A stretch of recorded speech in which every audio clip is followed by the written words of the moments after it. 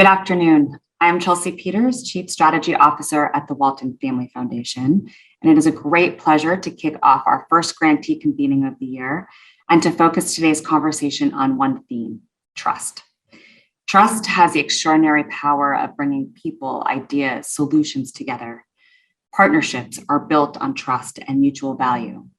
And in the context of philanthropy, understanding and navigating public trust is vital to strengthening our nation's society and collectively building towards a brighter, just future for all. Today, we look forward to examining the nuances of trust in American nonprofit and philanthropic organizations so that we can more effectively engage with each other as partners, collaborators, and allies, and maximize our impact and potential around the issues that we really care about. And this dynamic, thoughtful conversation, it could not happen without all of you. So a big thanks to our partners, our grantees, and of course, the leaders that we have on the line joining us today to provide some insights and perspectives that will guide our discussion. Every day, I have the great privilege to work with colleagues and partners to tackle tough social and environmental issues, with the Walton Family Foundation's ultimate goal of increasing access to opportunities for people and communities across the country. We know that many of the challenges communities face today, they are profound and systemic. We also know that we are living in a time and an environment of great uncertainty. And so one fundamental truth that guides the work of the Walton Family Foundation is that the issues that we face today, they are too complex and too interconnected to solve alone. We must solve them together. Whether that is reimagining how, when, and where students are being educated, to issues like the impacts of climate change, that is putting our most basic need like clean water at ever-growing risk. The problems are too big to solve alone. And again, we must work together to drive lasting change and to develop solutions that work. The Walton Family Foundation launched our 5-year strategic plan just over a year ago. And that plan really serves as our North Star for how we invest in areas like K-12 education, rivers and oceans and the communities they serve, and local economies in our region of Northwest Arkansas and the Arkansas-Mississippi Delta. What's new in the plan is that the foundation's vision is now guided by 3 shared goals, 3 values that underpin our approach to impact. The foundation believes in supporting the first, community-led and community-driven change to ensure that the work reflects the needs of the community and the change lasts. The second is we really prioritize diversity, equity, and inclusion in the grants we make and the voices we lift up and how we provide opportunities.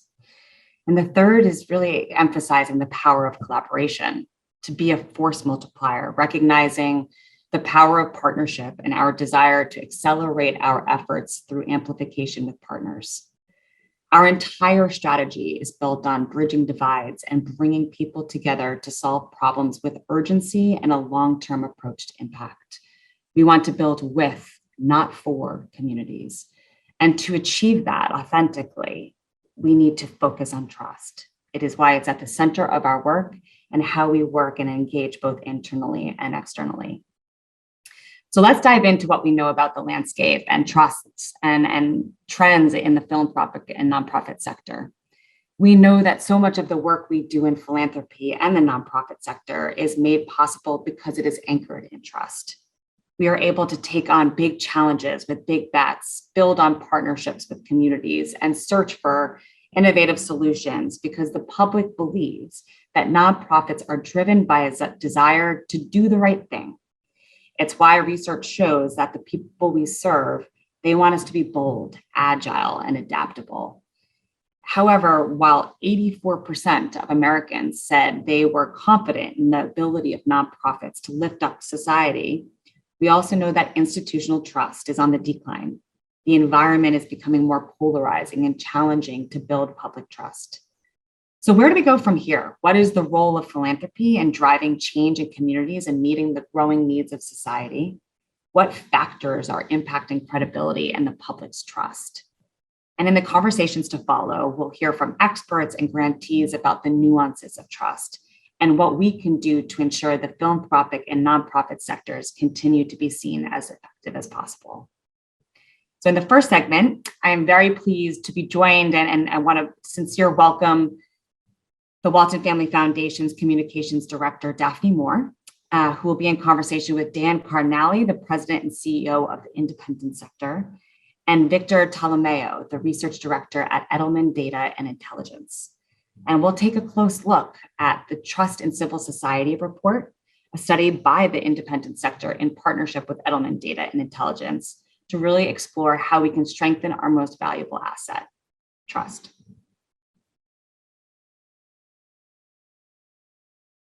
All right, great, Victor and Dan, thank you for being with us today. And we're really excited to talk about this research it's actually from last year. Trust in Civil Society is something that was created in partnership between your two organizations.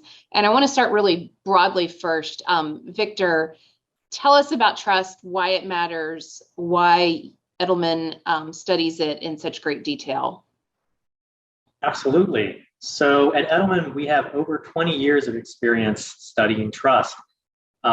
We partnered with the University of Chicago many years ago to really do some research into, what is this, and basically, what does it get you? Why does trust matter? And what we found is that trust is actually correlated with most of the outcomes that you would care about, whether you are a business, whether you're a government, whether you are at an NGO or a foundation. One of the things we know is that trust is very correlated with sales for businesses. It's also correlated with donations for nonprofits. In fact, our data shows that 83% of Americans said that nonprofits must earn their trust first before they will support that organization, whether it's through donations or volunteering or any other support. And we have data going back 2 decades showing that trust is really critical for the health of most institutions in this country. I was just going to jump in, get Dan in here. What led to this partnership with Independent Sector and the data and intelligence team at Edelman to really go deeper on trust when it comes to the nonprofit and philanthropic sector? Thanks, Daphne. It's great to be with you and your colleagues. And Victor, of course, is a good friend and co-collaborator. It's pretty simple. As Victor mentioned, trust is, in fact, the currency that nonprofits live by and foundations. We rely on donations and volunteers. Philanthropy relies on goodwill and donors that are, or grantees that are willing to engage. And so Independent Sector, which is a 40-year-old membership organization, was founded to ask a simple question: how healthy is the nonprofit sector? And when I came into this job 6 years ago, we didn't know how healthy we were. So we designed this whole health report. And one of the centerpieces of the health report is a measurement on trust. So we went to the best in the business, Edelman Intelligence, and it turned out that they did this beautiful global index, but there wasn't a statistically significant study of trust in the US, particularly of nonprofits and philanthropy. So a couple of years ago, we co-created the current survey that they use, built off of their incredible wisdom. And as Victor mentioned, the good news is that the general population in America has a fairly high degree of trust. The bad news is that there are some trends about downward pressure. And so we in our work want to pay attention to what those downward pressures are so we can counterbalance them. Because without trust, no one's going to be volunteering, no one's going to be donating. We're going to have an awfully weak nonprofit sector. And so, Victor, this is the second year that you all have done the study, and Dan just touched on some of these trends, but what were some of the most notable shifts from the first study to this most recent? Sure. So I can talk through some of the findings specifically related to philanthropy and private foundations. I think we all know that institutional trust is declining generally in the United States. No major sector of American life, whether that's business or government or media, is immune from that. And what we saw is that philanthropy is really no exception to that. So between the 2020 and the 2021 survey waves, we saw significant declines in public trust across 3 subsectors of philanthropy that we tested. corporate philanthropy, private foundations, and high net worth individual giving. So we can take private foundations for an example. In 2021, just 32% of Americans said that they trusted these foundations to do what is right. Another 23% said that they were distrustful, and the remaining 45% are neutral or were unable to really form an opinion. So what we see is trust is low in philanthropy, but familiarity is also low. And I can speak more about that in a minute. And Dan, any other big takeaways that you noticed going from the first report to this most recent? Oh, yes. And that, so Victor made a very important point that philanthropy saw a decline. The good news is charitable organizations, nonprofits, the operators did not. And so there is something about nonprofits in communities that have a kind of resiliency. And I would argue, given what Victor said regarding the downward pressure kind of globally on institutions, the nonprofits are in a very important part of our kind of global and certainly our national life right now in retaining the trust for the community. And so stewarding that trust and partnering with other institutions to help grow that trust is a really important kind of mission critical role that most nonprofits don't think about. They think about their kind of core mission of feeding folks or educating children or taking care of the elderly. But actually how they do that work is incredibly important as a driver of trust that then has this virtuous kind of impact across other institutions. You just touched on the drivers of trust. And Victor, you referenced that 83% of Americans want nonprofits to earn their trust. So tell us, what are the factors that help drive trust? And I believe you have, a separate set for both foundations, but also for nonprofits. So if you could take those two separately and talk to us about some of the drivers of trust. Yeah, absolutely.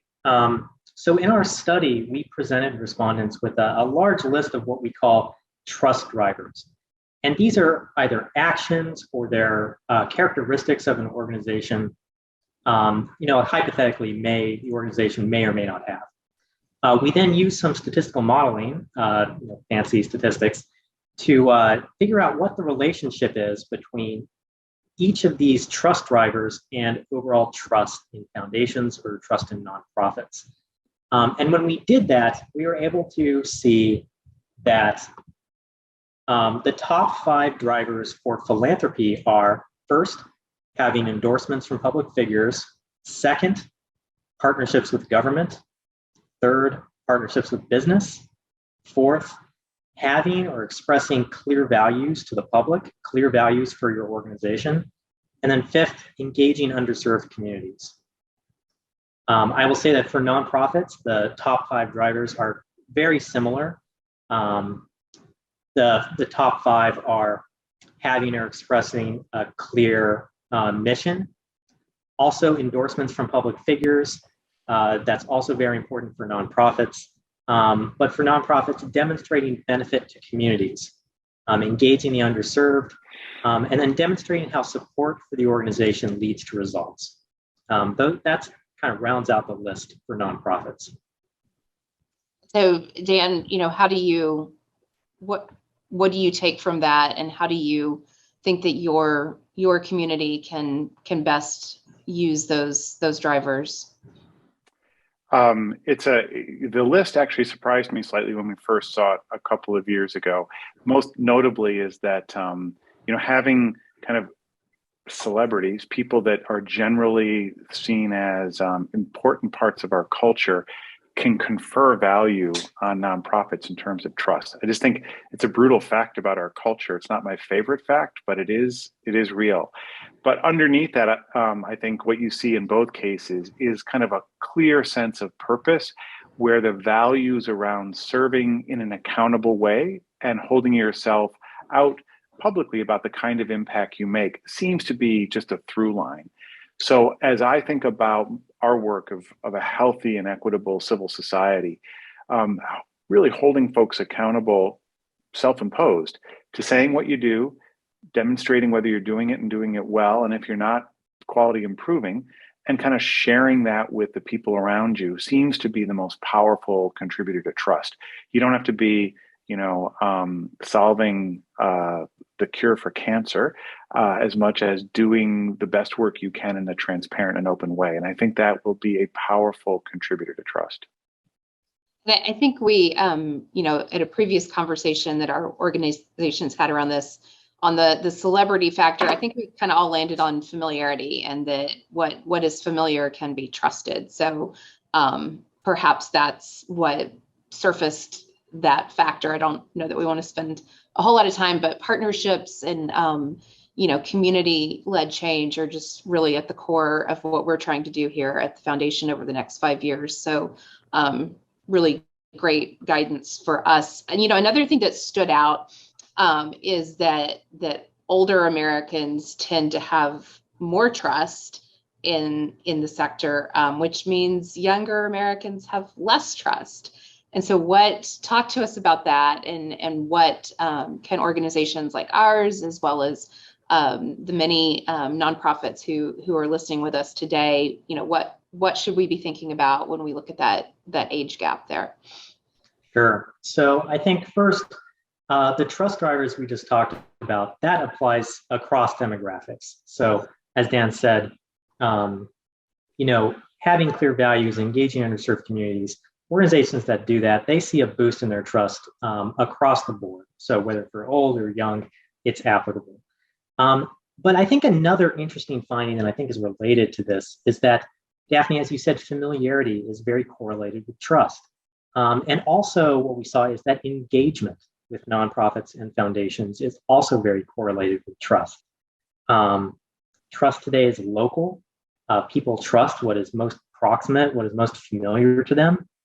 And so I think in order to build trust with the next generation that's coming up, foundations and nonprofits need to get out there. They need to communicate and demonstrate that they're doing these things to the public, and build that familiarity. I just build on that because I think I have a lot of conversations with folks that are my age who are like, wow, how do you build this pipeline of donors, of volunteers? And they tend to think about tweaking their organization slightly, and then they will come. Now, a generation and a half ago, that probably was the case, but I'm not sure that is the case anymore. I think there is something about fundamentally seeing the role of any nonprofit, especially if you're reliant on donors and volunteers. You have to really go out and engage, and I would argue co-create with them. Help them become part of the ongoing evolution and quality improvement of your own work and of their own community. I think there is a hunger for that. And among the young people that I get to engage with, they want to roll up their sleeves, but they don't want to be told. They want to be invited into a role of co-creator. And so for many of us who grew up in a more hierarchical kind of system, and that includes the nonprofit sector, it's a bit of relearning how you show up in the world as a leader or as a program lead in a nonprofit. So it's fun work, but I think it is adaptive and somewhat challenging. Well, we are almost at time here, and so I want to kind of wrap things up. But we talked about some of the drivers, and but you've also broken this down into 4 components of what you call trust capital, 4 dimensions that really can help unlock our full trust potential. And so in our next few segments here, we're going to hear from folks who are going to talk about these 4 drivers: ability, integrity, dependability, and purpose. And so I just want to close things out here saying thank you to both of you for such insightful information. And, we probably could have talked about this a lot longer, but we're excited to move on to our next conversation. So thank you both. Thank you.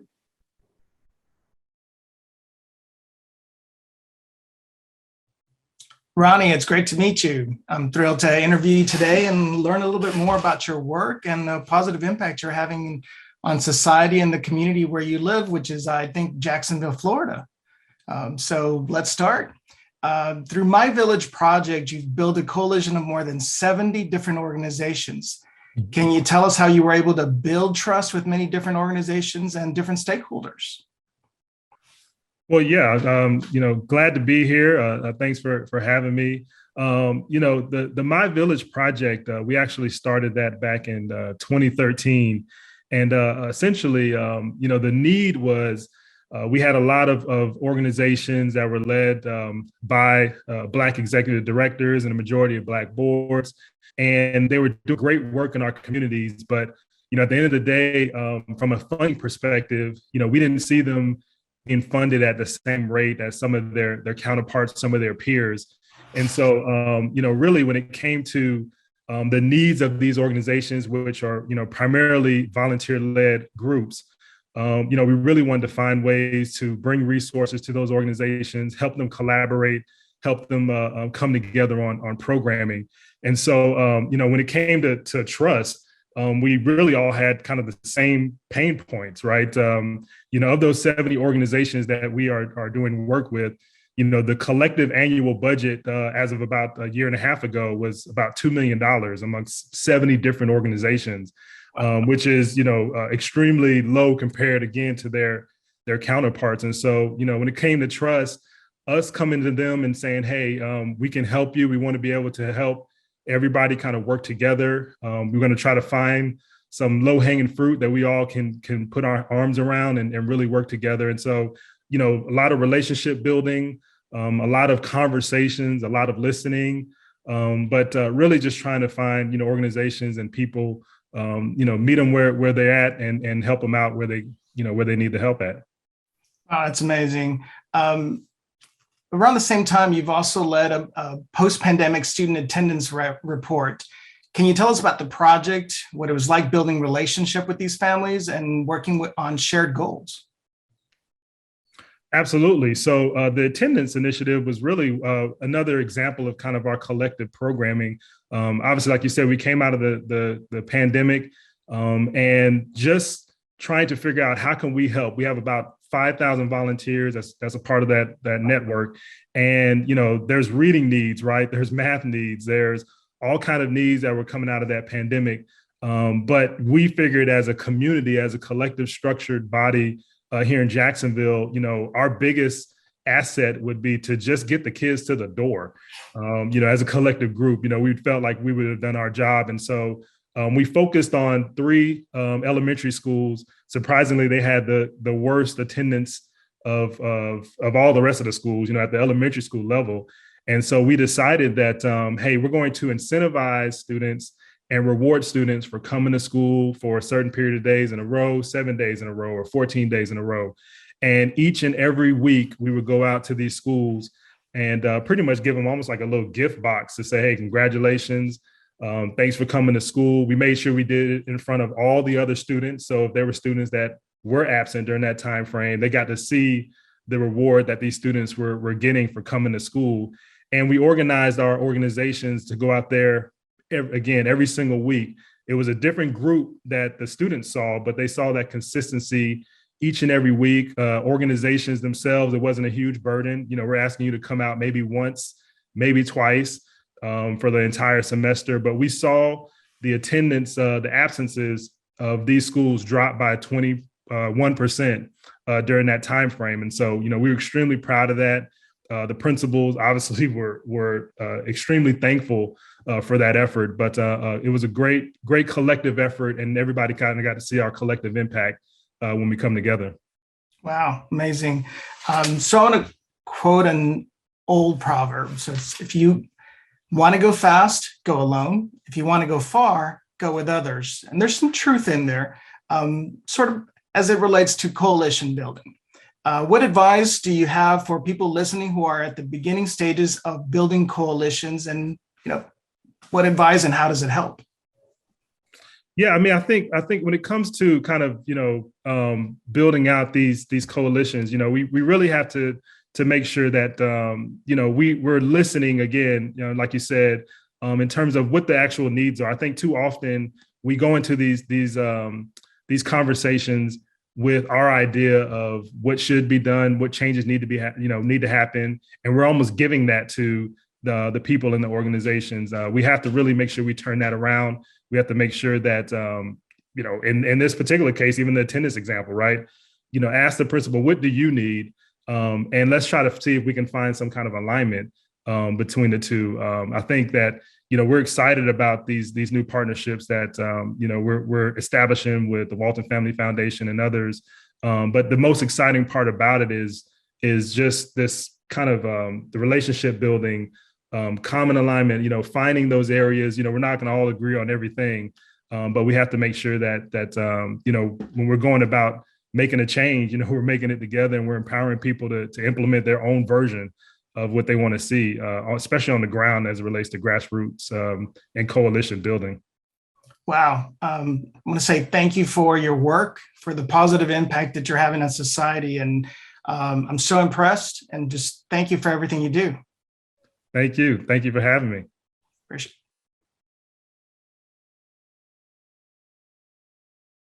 Kathleen, it's a pleasure to interview you today, and thank you for joining us to discuss the incredible work taking place at the Council on Foundations.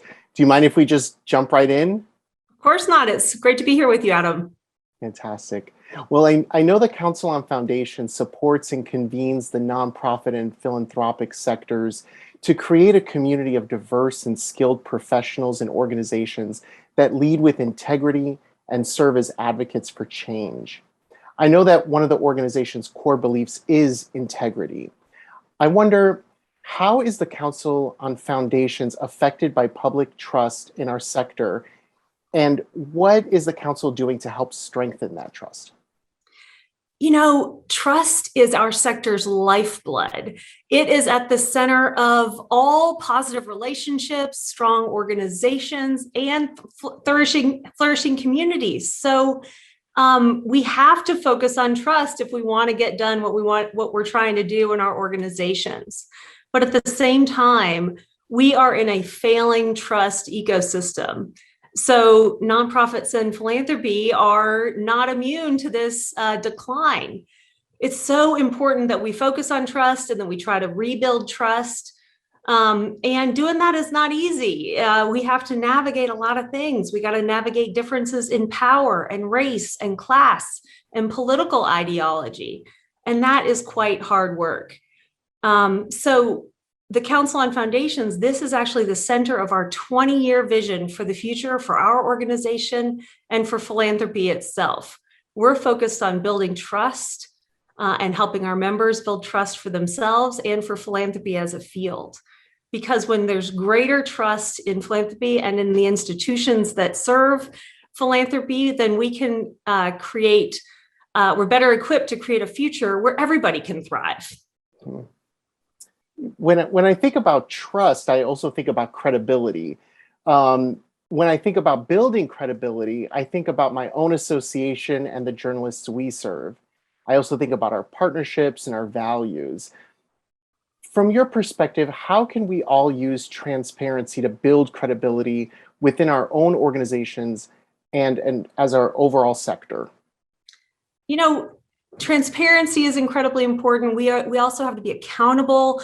Integrity is so tied up in accountability and transparency. And so much of that has to do with giving voice to those that you're trying to serve. And the council has been focused in on that for years now. We have something called the Career Pathways Program, where we have been trying to diversify the voices of leadership in philanthropy for many years now.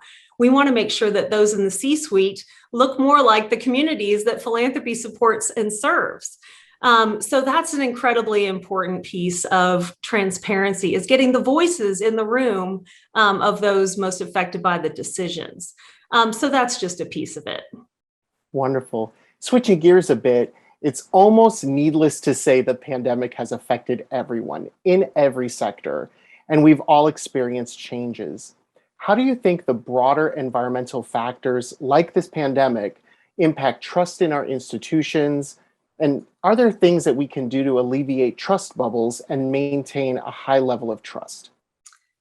Issues in the broader economy and society are always going to impact trust in institutions. And one of the biggest issues putting strain on trust throughout society right now is wealth inequality. The average American who's struggling to meet their daily needs is also seeing the wealth of the richest among us grow as their lives seem to be precariously positioned. So we as a nation are going to need to reckon with that if we are overall going to rebuild trust. If you look at some of the studies on trust, there's real gaps that are also connected to income. So that affects philanthropy as well, because it's curious when you look at trust in philanthropy declining right at the same moment when philanthropy has stepped into so many breaches in every community across the nation. The COVID-19 pandemic, philanthropy has stepped in to do direct service provision, providing PPE, helping restaurant workers when their livelihoods were threatened. So many different ways. In fact, 2021 was a record-breaking year for philanthropy. Of course, the real stars are always the nonprofit folks who are on the front lines doing the work, helping those in need. But at the same time, philanthropy has really stepped up, not only with the dollars, but also making some changes based on the feedback that we've been hearing and listening deeply to those that we've served. In fact, right at the beginning of the pandemic, the council issued a pledge. We knew that these were different times and they required different actions, including the ability to help nonprofits be more adaptable. So we asked folks to commit to being more flexible, to give general operating support when they could, to give longer term support. And 800 foundations quickly said, yes, we will.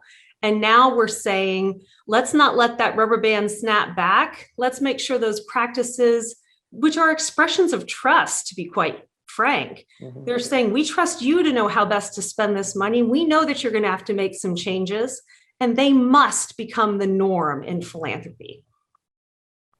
Taking that one step further, what innovative tactics can nonprofits and those in philanthropy collectively deploy to leverage the public's confidence in the sector as a force for good? And are there any examples from the Council on Foundations that you can share? Our institutions can build confidence in a multitude of small ways by demonstrating trust in others and by being trustworthy ourselves. But the nonprofit sector as a whole has long shaped the moral center of our communities and shaped civic life. And so in this moment, when we are so divided, we can help communities come back together. So this is a call to action that I hope that we will all take up in whatever ways, big and small, that we can. So philanthropy can show some leadership here by building common ground, by creating the spaces in this era of division in our country where people can come together to just listen, to build empathy, to try to talk together across difference. And hopefully to stay at the table, even when it's hard, even when you are with some folks who you maybe don't agree with, so that hopefully we can knit together what unites us rather than focusing on what divides us. Exactly. Now, as we wrap up, are there any resources that exist or should be created to help the sector and the individual organizations build better trust? There are a host of our colleague organizations and the council itself that are building these kinds of resources.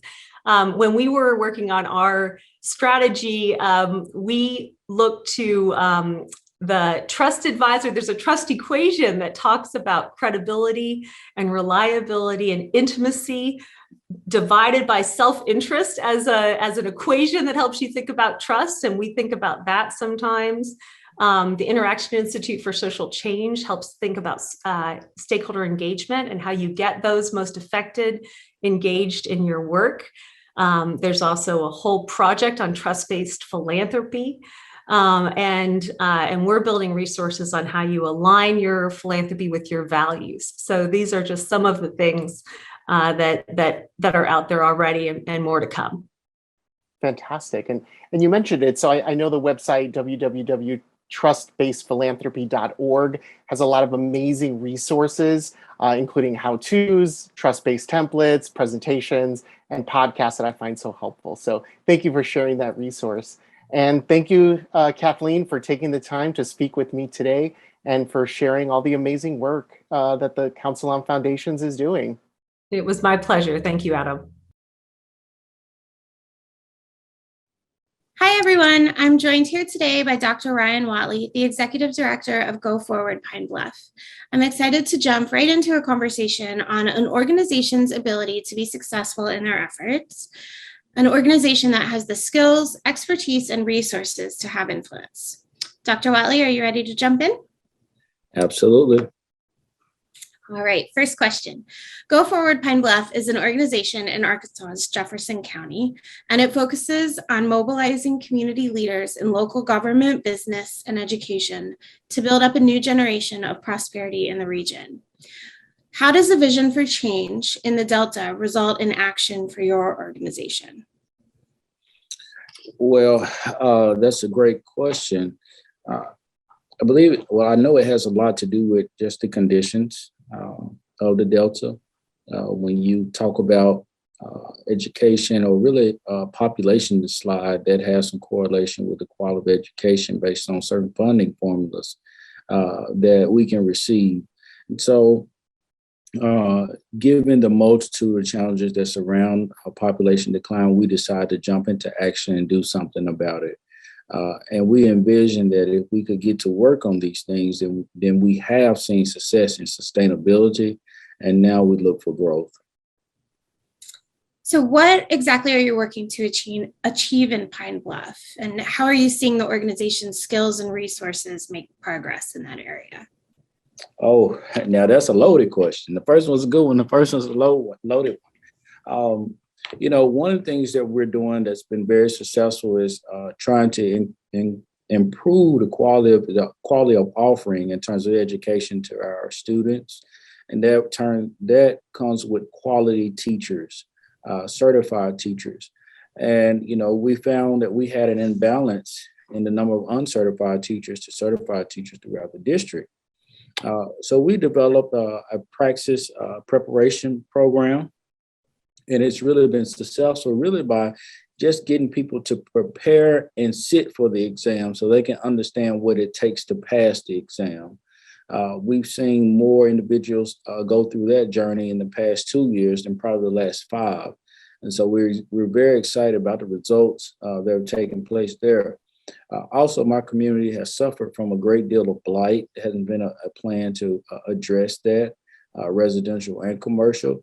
So we've been able to develop something from the ground up, building a robust system whereby blight is removed, and we're trying to turn now the corner where those parcels will be put into productive use. And so that's been very, very helpful with giving citizens the confidence that the municipality is addressing their concerns. Lastly, then I'll give you an opportunity to ask me another question.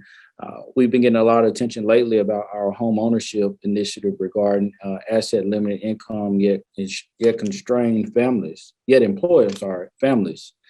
And we've been able to work with some financial institutions to lower the qualifying credit score, as well as put some other services around those families. And in 2 months, we've had over 100 calls of individuals interested.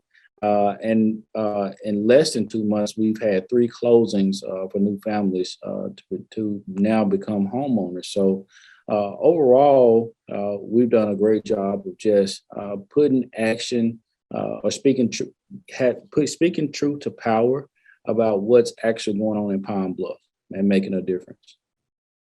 That's fantastic. The Delta region has experienced generations of challenges, lack of access to resources and support. Are there any specific challenges to your community right now? And how are you maintaining trust in Pine Bluff despite the barriers? Yes, there are always unique challenges, particularly for Pine Bluff. And a lot of this stems around education and the product our system is producing. We must ensure that our education system provides an offering whereby students graduate with a skill set that they can use to contribute to the economy. And so education and workforce, of course, are linked hand in hand. They're proportional, but education and crime are inversely proportional. And we're realizing that because we're not introducing enough rigor and really new standards for students to come out of that. So we're working on that end. We started with getting more quality teachers, and we believe that will work. Great. The Walton Family Foundation recently published a blog post, and it had hashtag One Pine Bluff. So this is a fun question. Tell us, what does that mean to you and your community? Really, everyone pulling on the same chain at the same time. That's One Pine Bluff, stronger together. It came in with the mayor, and it's kind of stuck. And that's how we're beginning to make some progress, because we are doing just that and addressing the multitude of challenges that we have.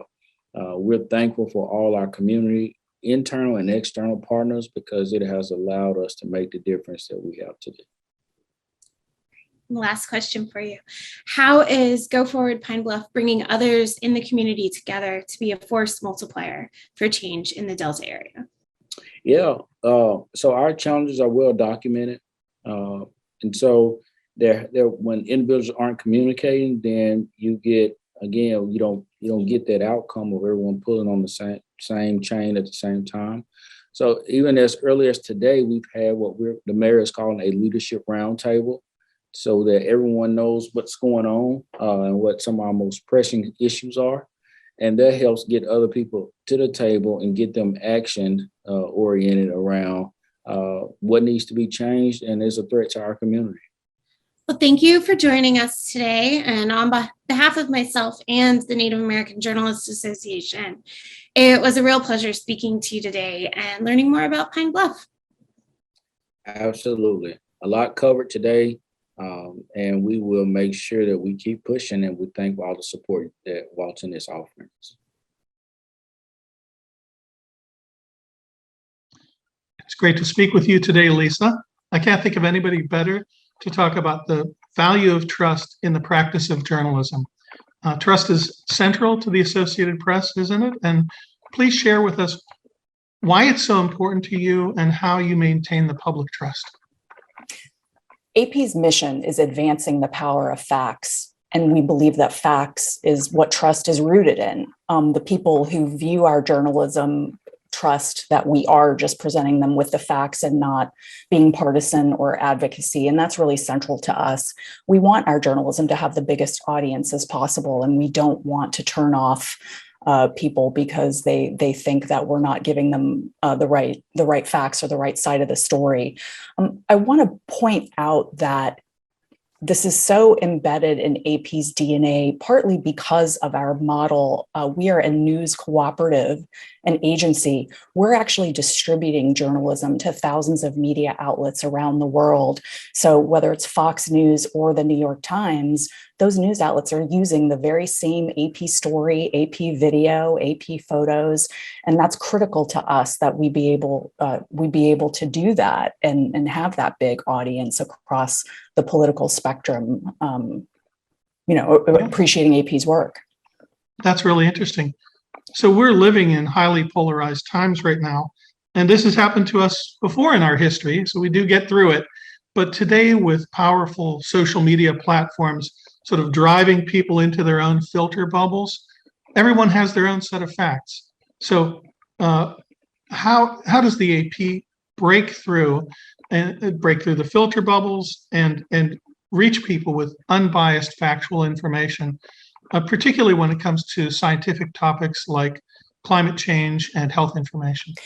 It's a great question, and it strikes me that it's easy for us to say that facts are our mission or that we want to be trustworthy, but it's another thing to really deliver on that. And I would say it goes back to the news values and principles that are very carefully constructed and often discussed and embedded, but absolutely followed by every single person that works at AP. And those news values and principles include very specific processes that are codified around how we execute our journalism. What do we call things? Language is so critical. Some of you may know that we have an AP style book. We publish guidance for the news industry that is the result of just incredible conversations with internally, but also with outside experts about, when do we call it climate change? When do we call it, something else? I mean, a few years ago, we made an announcement about the fact that we were going to not use the term climate deniers anymore, but instead we were going to use the term people who doubt mainstream climate science. So these kinds of language choices and making sure that we're consistently following the right procedures about evaluating sources and evaluating facts, this all is what builds up to this reputation for trusted journalism. Great. So the Associated Press recently announced important grants from 5 different foundations to expand coverage on climate change and related environmental reporting. So we're seeing more and more philanthropic funding for journalism.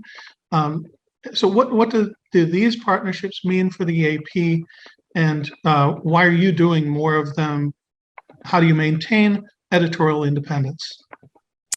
Vince, we've really found that philanthropic funding has helped us go deeper on some core news priorities, issues we really care a lot about, but aren't always able to give the attention they deserve. Issues like climate and the environment, education, health, democracy.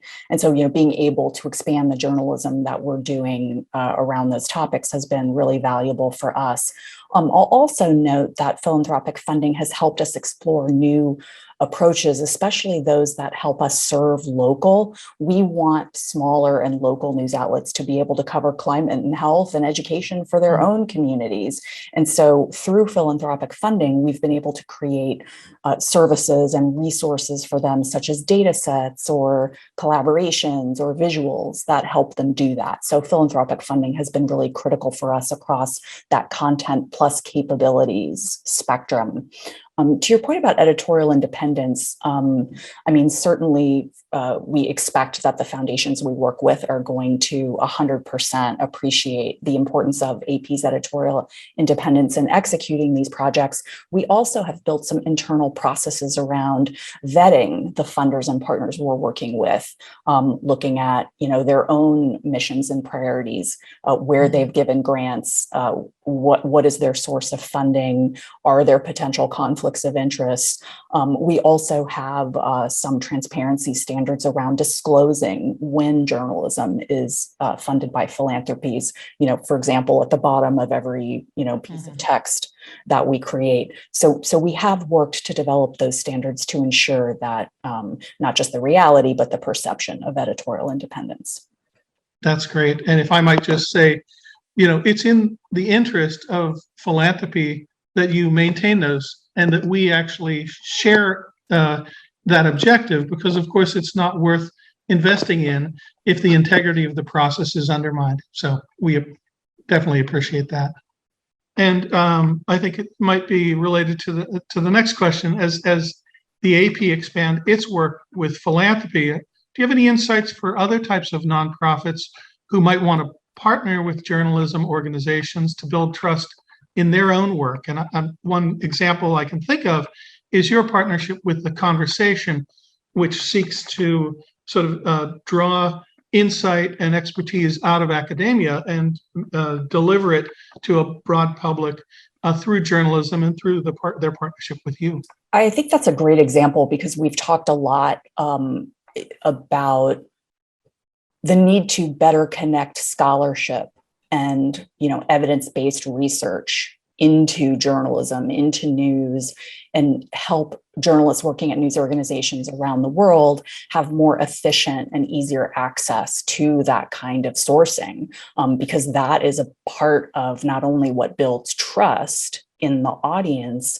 It just simply helps inform and make the coverage smarter.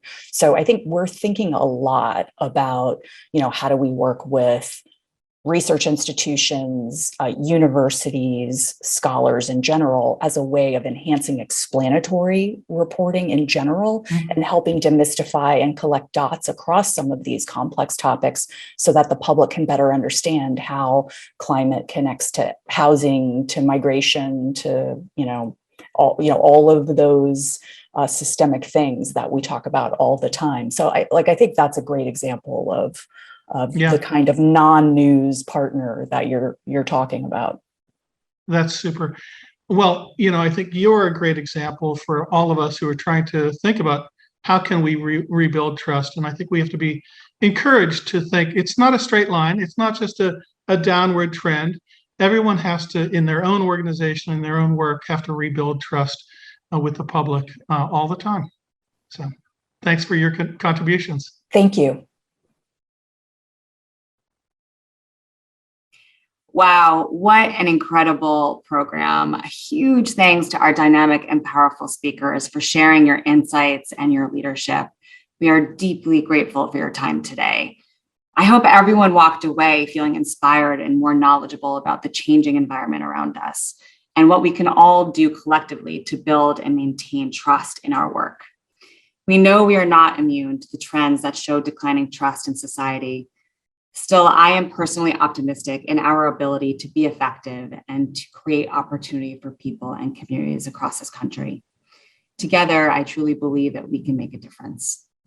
So in closing, we really want to hear from all of you. Let's keep the conversation going. This is the first of many. We want to know what your organization is doing to drive trust with those that you serve. So tweet us, reach out, let us know. Our handle is @Walton Family FDN. And again, we just deeply thank you for participating in this conversation, and we look forward to hearing from you all soon.